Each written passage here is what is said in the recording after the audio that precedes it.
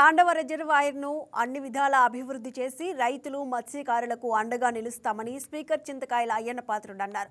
అనకాపల్లి జిల్లా నర్సీపట్నంలో మత్స్యశాఖ ఆధ్వర్యంలో తాండవ రిజర్వాయర్లో చేప పిల్లలను విడుదల చేసే కార్యక్రమం నిర్వహించారు.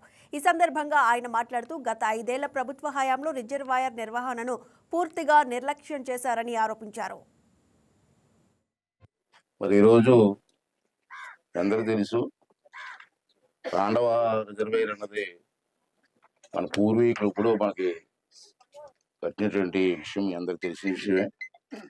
సుమారు నాకు తెలిసి 53,000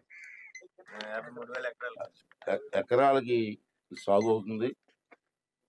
మన మండలమే కాదు, పాకిరేపేట మండలం, కోటగొట్ల మండలం, యువతల కోటనందూరు మండలం, గవతలపూడి మండలం, తుని అక్కడ వరకు తాండవ నీరు మీద ఆధారపడి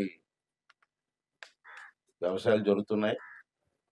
అయితే గత 5 సంవత్సరాల్లో నేను కామెంట్ చేయను, కానీ మీకు అంత తెలిసిందే, నిర్లక్ష్యం చేశారు.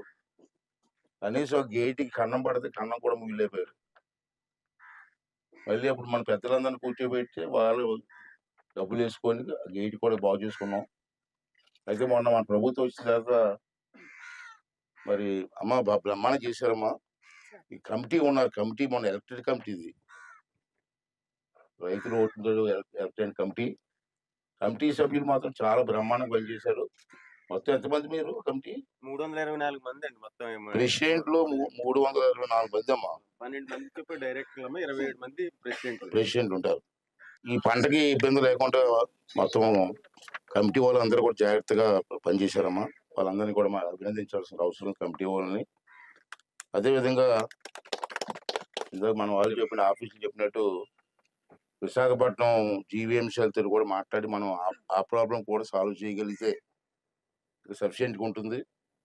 రెండవది ఏంటంటే, ఇక్కడ నాతవరం నుంచి తాండవ జంక్షన్ వరకు కింద జంక్షన్ వచ్చిన జంక్షన్లో